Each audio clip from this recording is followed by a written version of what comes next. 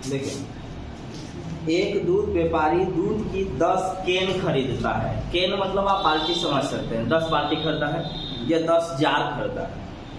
यदि वह 5 रुपये प्रति लीटर दूध बेचे तो 200 रुपये का नुकसान होता है।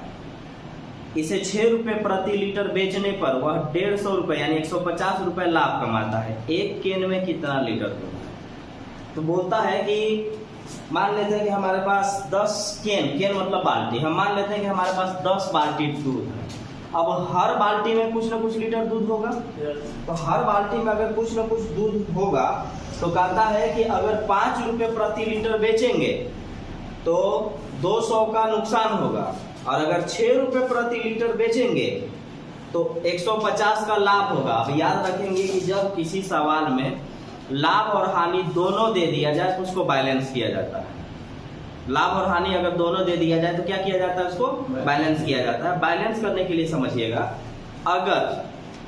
अगर मैंने कुछ बेचा और 200 का नुकसान हुआ, अगर हमको कोई 200 रुपया दे देगा तो मेरा क्रय मूल्य निकल जाएगा। अगर मैं नुकसान में 200 रुपया जोड़ दूं तो मेरा क्रय मूल्य आ जाएगा। अगर मैं बेचा हूं और मुझे 150 रुपये का लाभ है, अगर मैं 150 किसी को दे दूं तो मेरा क्रय मूल्य बचेगा, केवल क्रय मूल्य। तो यानी अगर मैं जोड़ दिया तो क्रय मूल्य पर पहुंचेंगे और घटा दिया तो भी क्रय मूल्य पर पहुंचेंगे। यानी लाभ के स्थिति में हाँ घटाते हैं तो क्रय मूल्य पर पहुंचेंगे, और हानि के स्थिति में घटाते हैं तो जोड़ते हैं तो क्रय मूल्य पर पहुंचेंगे। तो हम मान लेते हैं कि हमारे पास जो केन है ना, उस केन में x लीटर दूध है, तो ये जितना भी लीटर होगा, मान लेते हैं 10 लीटर होगा, तो अगर 10 लीटर दूध होगा तो 1 लीटर बेचना है 5 रुपया में, तो 10 लीटर कितना में बेचना था? 50 रुपया में। तो अगर हमें इस 10 लीटर नहीं मालूम है, इस 10 के जगह पर x हम कह सकते हैं। तो आइए, हमारे पास केन में x लीटर दूध है। हर दूध को अगर मैं 5 रुपये प्रति लीटर बेचा और ऐसा x लीटर बेचूंगा तो ये एक बाल्टी में कितना दूध है ये बिकेगा। और ऐसे ऐसे हमारे पास 10 को बाल्टी है। ऐसे हमारे पास कितना बाल्टी है? 10 को बाल्टी है। एक केन में x लीटर दूध आता है, और x लीटर दूध आता है तो 10 केन में 10x लीटर दूध होगा। और हर दूध को 5 रुपये प्रति लीटर बेचना है। हर दूध को 5 रुपये। जैसे मैं प्रैक्टिकली आपको ये बताता हूँ, मैं मान लिया कि मेरे पास केन में 10 लीटर दूध है, 10 लीटर ना, तो ऐसे इसका बनता कि एक केन में 10 लीटर दूध है तो 10 केन में 100 लीटर दूध होगा, और 1 लीटर का दाम 5 रुपया तो 100 लीटर का दाम 500। अगर पता होता तब तो उसी को हम डायरेक्ट लिख रहे हैं, क्योंकि हमें मालूम ही नहीं है, लेकिन इतना मालूम है कि एक केन में 1 लीटर दूध है तो 10 केन में 10x लीटर दूध होगा, और 1 लीटर दूध का दाम 5 रुपया तो 10x लीटर दूध का दाम जितना रुपया होगा वो है। लेकिन ये जो रुपया आया इसमें मुझे 200 का नुकसान होता है। अगर मुझे कोई 200 रुपया दे देगा तो मेरा क्रय मूल्य निकल जाएगा, CP, मेरा क्रय मूल्य निकल जाएगा। और कहता है कि अगर मैं इसको 6 रुपये प्रति लीटर बेचूं और ऐसा इस केन में x लीटर दूध है और ऐसे ऐसे 10 गो केन है, तो 10 केन में जितना लीटर दूध होगा, हर दूध को अगर 6 रुपये लीटर बेचूंगा तो 150 रुपये का लाभ होगा। तो 150 रुपये का लाभ होगा। अगर मैं इसमें से 150 रुपया निकाल दूंगा ना तो मैं क्रय मूल्य पर पहुंच जाऊंगा, CP पर, क्रय मूल्य पर पहुंच जाऊंगा, CP पर। अब देखिए EV क्रय मूल्य और दोनों आपस में बराबर। यही होता है बैलेंस करना। जब एक सवाल में क्रय मूल्य और लाभ और हानि दोनों दिया हुआ है तो उसको बैलेंस करने का तरीका है कि हानि में जोड़ देंगे, क्रय मूल्य पर पहुंचेंगे, लाभ में घटा देंगे, क्रय मूल्य पर पहुंचेंगे। अब आ जाइए, ये 50x है, 60x है, ये माइनस है, इधर आएगा तो प्लस, तो 150 और 200 350। ये 50 है, उधर जाएगा तो माइनस, तो 60 में से 50 गया 10x। x का वैल्यू आपके एक केन में 35 लीटर दूध है। आपके एक केन में कितना लीटर दूध है? 35 लीटर दूध है। अब इसको प्रैक्टिकली समझिए। हो गया, हमारा आंसर हो गया यहाँ पर। अब ऐसे समझिए कि क्या बोलना चाह रहा था। ये बोल रहा था कि एक केन में अगर 35 लीटर दूध है तो 10 केन में 350 लीटर दूध होगा। 350 लीटर दूध होगा। और हमसे कहता है कि अगर मैं 1 लीटर को 5 रुपए बेचूं तो 1 लीटर 5 रुपया में, तो 350 लीटर कितना रुपया में? 0 5 25, 5 3 15 और 2 17, 1750 रुपया में बिकेगा और हमें 200 का नुकसान होगा। अगर हमको कोई 200 रुपया दे दे तो मेरा किराया मूल्य निकल जाएगा। और अगर इस सवाल में पूछता कि दूध खरीद के वो कितना में लाया था तो आपका आंसर होता 1950 में लाया था। मैं इसको इसलिए बता रहा हूँ क्योंकि सवाल कुछ भी आगे बनाया जा सकता है। पूछ सकता है कि ये खरीदा कितना में था, और अगर 6 रुपये वो बेचता तो उसे कितना % का लाभ होता, ये भी पूछा जा सकता है। ये भी पूछा जा सकता है। तो आप कुछ भी सवाल बना सकते हैं, बस उसका कंसेप्ट को समझ के रखिएगा। फिर से समझ लीजिए, 1 केन में 1 लीटर दूध, 10 केन में 10x लीटर दूध, हर दूध को हर लीटर को 5 रुपए बेचूंगा तो 200 का नुकसान होगा। अगर 200 इसमें मिला दिया जाए तो किराए पर पहुंच जाएंगे। 1 केन में 1 लीटर दूध, 10 केन में 10x लीटर दूध, इसको 6 रुपए बेचूंगा तो 150 का लाभ होगा। 150 अगर हम इसमें से निकाल देंगे तो किराए मूल्य पर पहुंच जाएंगे। और ये दोनों किराए मूल्य आपस में क्या होंगे? बराबर होंगे। x एक तरफ, बिना x वाला एक तरफ। 350 आया, 10 आया, काटे x का वैल्यू 35 आया, यानी 1 केन में 35 लीटर दूध है। तो जो भी सवाल पूछेगा देख लीजिएगा क्या पूछे। 135 रुपए अंकित मूल्य वाला कोट 118 रुपया 80 पैसा में बेच दिया जाता है तो छूट % क्या है? तो छूट % आपको फॉर्मूला पता है, डिस्काउंट % जिसको बोलते हैं। छूट % होता है छूट गुना 100 बटा में अंकित मूल्य MRP जी। तो देखिए, तो 135 रुपया MRP रखा हुआ है और इसको बेच रहा है, यानी विक्रय मूल्य SP, इसको बेच रहा है आपका 118 रुपया 80 पैसा। तो बताइए, आपको दाम बताया कि 135 में बिके नहीं, 100 दाम बताया आपको कि 135 रुपया है, लेकिन वो आपको बेच दिया 118 रुपया 80 पैसा। तो वो आपको कितना छूट दिया? छूट आपको दे दिया 15 2 17 16 रुपया 20 पैसा आपको ये छूट दिया। बोलिए, कोई दिक्कत? MRP था 135, वो आपको दे दिया 118 रुपया 80 पैसा, यानी वो आपको छूट कितना दिया? तो छूट दिया है 16 रुपया 20 पैसा। अब आप छूट % निकालिएगा। तो छूट % होता है छूट गुने 100 बटा में अंकित मूल्य यानी MRP, और MRP है 135। 2 अंक के बाद पॉइंट, नीचे में 00 से ये खत्म। अब अगर 5 से काटिएगा तो 5 दूनी 10, 5 7 35, 5 तिया 15,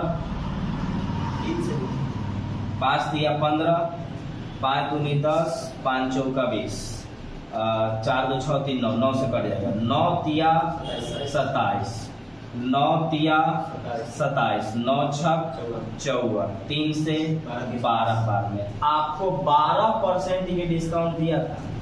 छूट जो है ये आपको कितना % दिया था? 12%, क्योंकि छूट यानी डिस्काउंट MRP पर दिया जाता है। 135 MRP था, बेचा 118 रुपया 80 पैसा में, तो आपको छूट दिया 16 रुपया 20 पैसा का। छूट % होता है छूट गुने 100 बटा अंकित मूल्य, काटे, आंसर आया 12%। एकदम बेसिक सवाल था, एकदम बेसिक।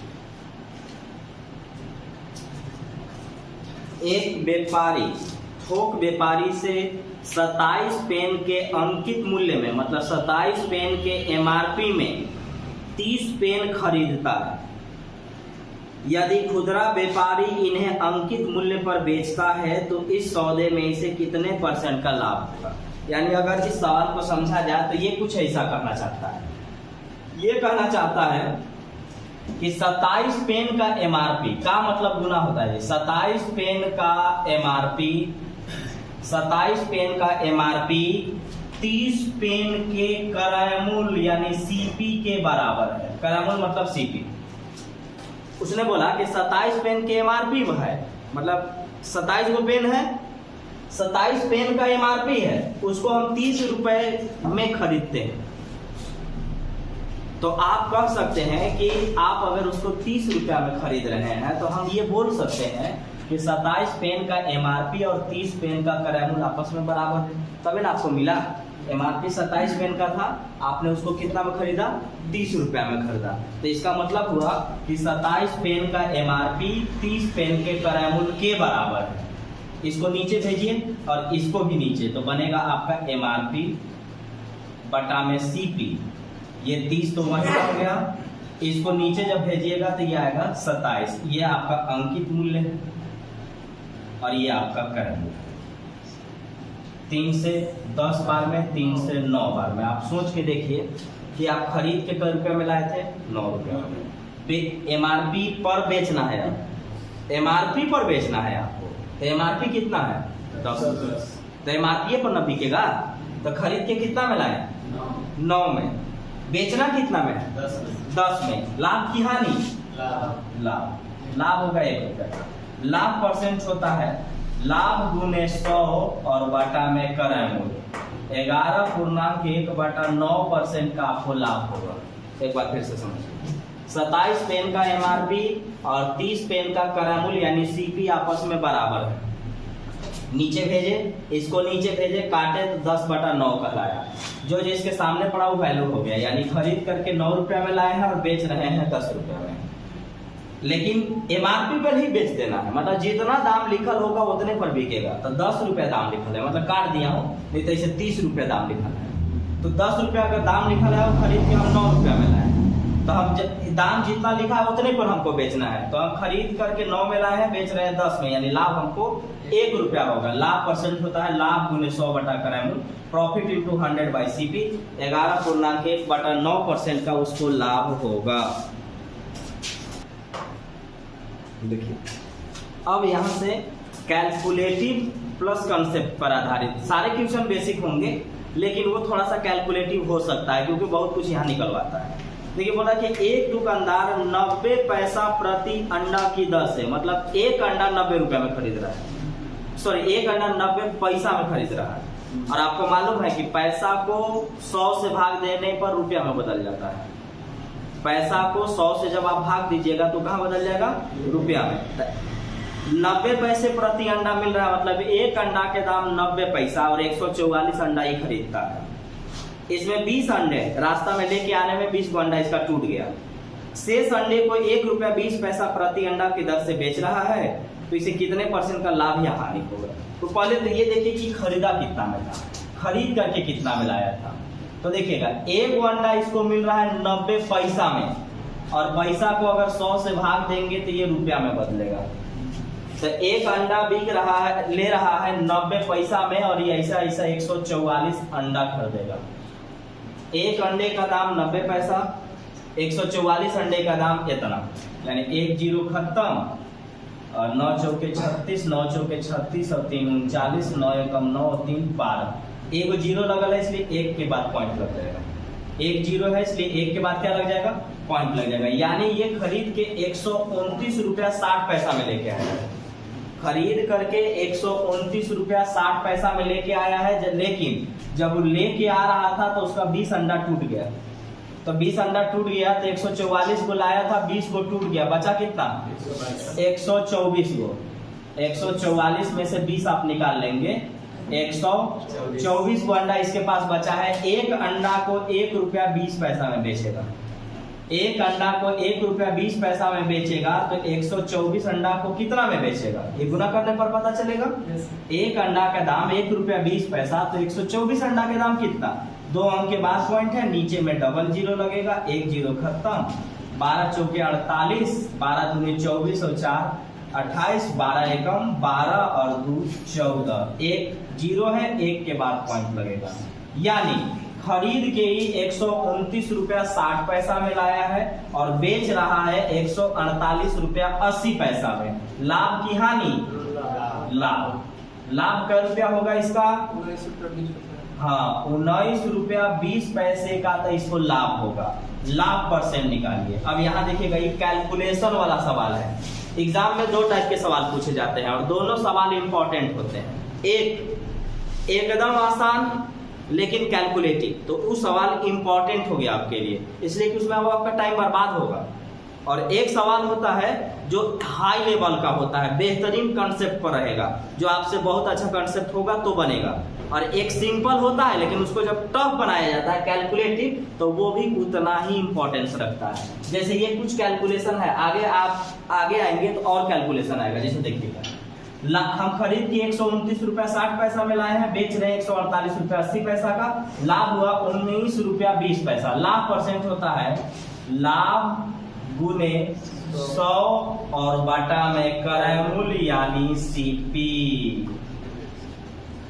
ठीक है, तो देखिएगा ये भी तो 60 कह ही सकते हैं, बोल ही ना सकते हैं। तो क्या करेंगे कि अंक के बाद पॉइंट, पॉइंट से पॉइंट खत्म कर दिए। अब देखिए, अब जब अभी आप इसको काटेंगे तो सिर्फ समय बर्बाद होगा, टाइम से टाइम मतलब लगेगा ही लगेगा, इसलिए क्वेश्चन इंपॉर्टेंट हो गया।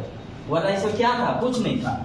गुना करके क्रयमूल्य निकाले, गुना करके विक्रयमूल्य निकाले, घटा के लाभ निकाले, लाभ गुने 100 बटा क्रयमूल्य। अगर छोटा डेटा होता तो कुछ भी नहीं था इसमें, लेकिन बड़ा डेटा होने के कारण ये अब उलझन वाला सवाल आपका हो गया। तो अब आप समझिएगा, आपके पास जो ऑप्शन है, मैं ऑप्शन के अनुसार आपको थोड़ा सा बता देता हूँ कि एग्जाम में आप कैसे टाइम बचा सकते हैं। थोड़ा ज्यादा तो नहीं बचेगा लेकिन थोड़ा जरूर बचेगा। पहला ऑप्शन 14.8, दूसरा 12.6 और तीसरा 8.5 और चौथा 8.4। ऑप्शन ए, बी, सी और ये डी। अब थोड़ा सा समझिएगा, जब आप इसको काट पीट करिएगा ना तो ये पूरा तो कटेगा भी नहीं और बहुत टाइम बर्बाद कर रखेगा। तो इसको हम लोग जो बचपन में जैसे भाग देते थे उस पर आएंगे। देखिए, हम कहेंगे कि 1920 है, उसके अलावा 00 और हमको देना है 1296 से। तो 1296 तो हमको नहीं मालूम है, लेकिन 1300 से तो भागा दे सकते हैं। 1300 से नहीं, 13 से तो भागा दे सकते हैं ना, तो हम इसको 13 समझेंगे।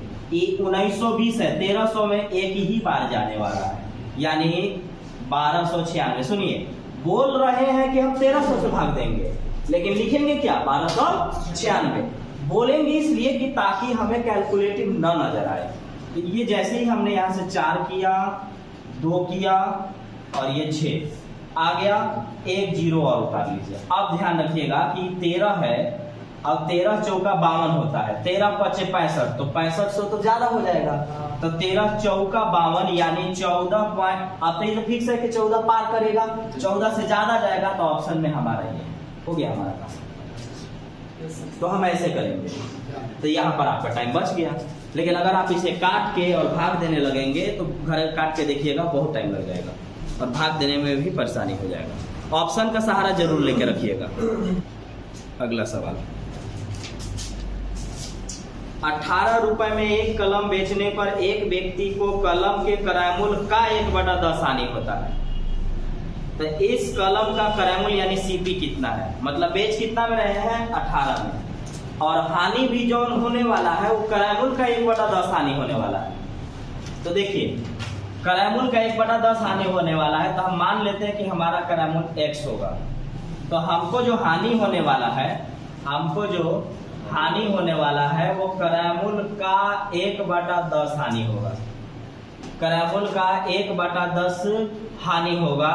और आपको पता होगा कि क्रयमूल्य और हानि के सेंस में जो विक्रयमूल्य बराबर होता है, वो विक्रयमूल्य बराबर होता है क्रयमूल्य माइनस हानि।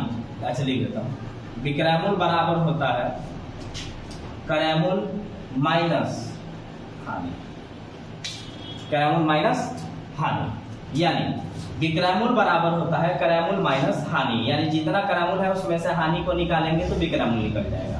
और उसने बोला कि क्रयमूल्य हमने x माना, और हानि के बारे में बोला कि हानि जो है ना वो क्रयमूल्य का 1/10 होने वाला है। तो क्रयमूल्य का 1/10 होने वाला है, तो विक्रयमूल्य बराबर क्रयमूल्य माइनस हानि होता है। तो विक्रयमूल्य कितना है, 18, क्रयमूल्य कितना है, x, हानि कितना हो रहा है, x/10। ये 10 यहाँ गुना होके जाएगा, तो 18 बराबर 10x माइनस x बटा में 10, 10 में से 1 गया 9, तो 18 बराबर 9x बटा में 10 9 दूना के 18, 2 दहा में 20, x का वैल्यू 20। x क्या मान के रखे हैं? क्रयमूल। तो हमारा क्रयमूल कै रुपया है? 20 रुपया है। एक बार फिर से, विक्रयमूल बराबर क्रयमूल माइनस हानि। हम क्रयमूल x मान लिए, हानि के बारे में बोला कि क्रयमूल का 1/10 होगा, तो 1/10 हानि होगा, तो विक्रयमूल बराबर क्रयमूल माइनस हानि रखे, सॉल्व किए, x का वैल्यू 20 आया। अब एक और तरीका से देखिए, उसने बोला ना कि 1/10 आपको हानि होने वाला है। आपको एक बार समझाए थे और नहीं भी समझाए होंगे तो सुन लीजिए। फ्रैक्शन में नीचे वाले को क्रयमूल बोलते हैं, फ्रैक्शन में नीचे वाले को क्रयमूल बोलते हैं, और ऊपर में जो दिया रहेगा वो होगा। ऊपर में लाभ दिया है तो लाभ गिनेंगे, ऊपर में हानि दिया है तो हानि गिनेंगे। ऊपर में लाभ दिया है तो लाभ गिनेंगे, हानि दिया है तो हानि गिनेंगे, लेकिन नीचे वाला क्रयमूल होगा। तो देखिए 1/10 बोला था, तो हम मान लिए कि हमारा जो क्रयमूल है वो 10 रुपया है और ये हानि हो रहा है, ये ना बोला है।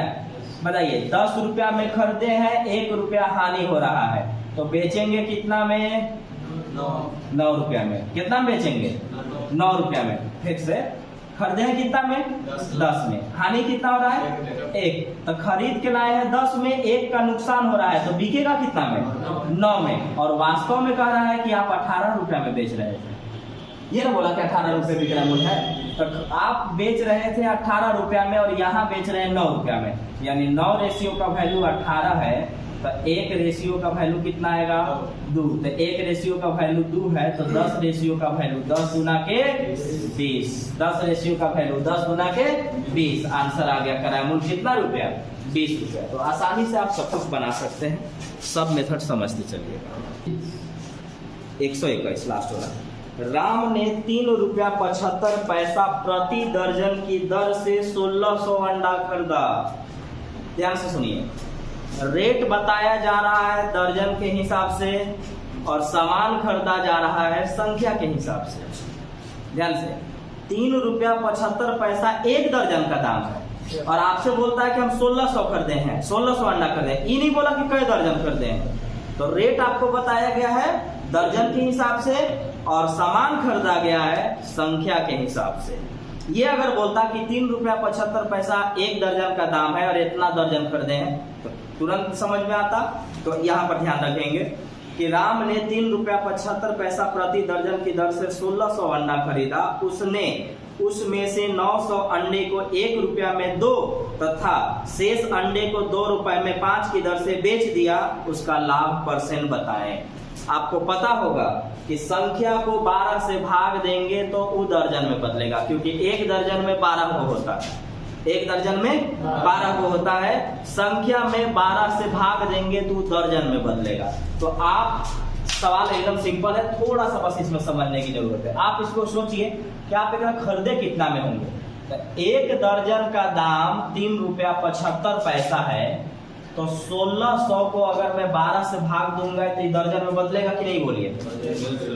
अब यहाँ हमें काट के देखने की जरूरत नहीं है कि क्या दर्जन होगा, वो तो कटबे करेगा आगे जाके।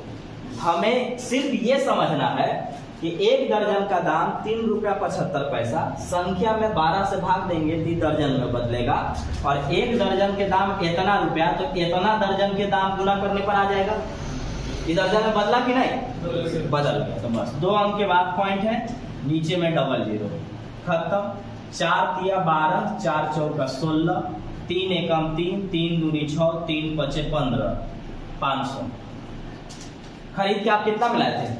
500 में। आप पीछे याद करिएगा कि परसेंटेज ऑफ प्रॉफिट लॉस में एक बात बताए थे, रुपया बटा मात्रा गुने प्रतिशत बटा 100। अगर कभी भी 1 रुपया में 2 गो, 5 रुपया में 7 गो, 8 रुपया में 10 गो बेचना पड़ेगा, तो ऐसे सवाल में रुपया को ऊपर लिखते हैं और संख्या या मात्रा को नीचे लिखते हैं। ध्यान रखिएगा, रुपया को ऊपर लिखते हैं, संख्या दिया तो संख्या नीचे लिखाएगा, और मात्रा दिया, क्वांटिटी दिया तो मात्रा नीचे लिखाएगा, लेकिन रुपया कहाँ लिखाएगा? ऊपर। तो आइए, 1 दर्जन का दाम 3 रुपया 75 पैसा, तो इतना दर्जन के दाम 500, यानी हम अंडा 500 रुपया में खरीद करके लाए। अब हम इसे बेचने चल रहे हैं विक्रय मूल्य, तो उसने कंडीशन वाइज बेचा है। 900 अंडा को 1 रुपया में 2 गो, रुपया ऊपर संख्या नीचे, ठीक है। 900 अंडा को 1 रुपया में 2 गो, तो 1600 अंडा था इसके पास। 900 अंडा बेच लिया, बचा कितना?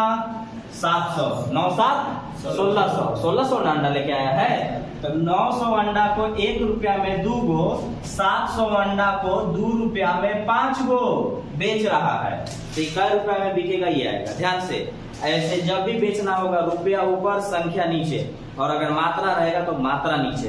तो 900 अंडा को 1 रुपया में 2 गो, 700 बचा, क्योंकि 9 7 1600 होता है। 1600 खरीद के लाए हैं, तो 1600 लाए हैं तो 1600 में बेचेंगे। तो 900 अंडा को 1 रुपया में 2 गो, तो 700 अंडा को 2 रुपया में 5 गो। 14 पचे 70 होता है कि 450 होता है। 450 यहाँ, 280 यहाँ, तो आपका आ जाएगा 450 और 200, 750, 650, 650 और 80, 730 रुपया से आया। ठीक है, ठीक है। यानी ई बेचे थे 450 में, ये बेचे थे 280 में, तो दोनों को कितना में बेचे? 730 में। अब हम खरीद के कितना में लाए थे? 500 में। बेचे कितना में? 730 में। लाभ की हानि? लाभ होगा 230 रुपया का। लाभ परसेंट निकालिए। लाभ परसेंट होता है लाभ गुने 100 और बटा में क्रय मूल्य यानी सीपी। क्रय मूल्य 500 है, डबल जीरो खत्म, 5 चौका 20, 5 छक 30। आपको 46% का लाभ होगा, 46% का प्रॉफिट होगा। बस यहाँ ध्यान रखिएगा कि इसको बेचने का तरीका रुपया बटा में नीचे संख्या।